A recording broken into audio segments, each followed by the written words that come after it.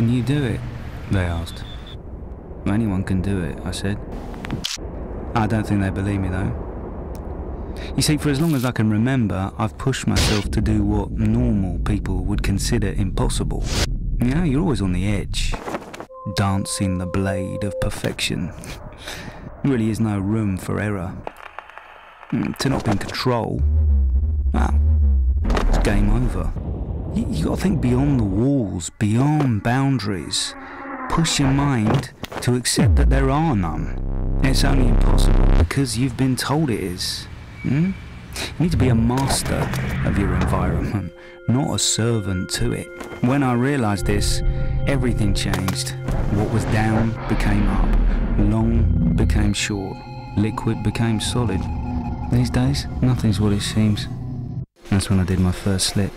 See, I was looking at where my hand should have been, and it wasn't. Like I said, I'm not special. Anyone can do this. Just need to know what button to press.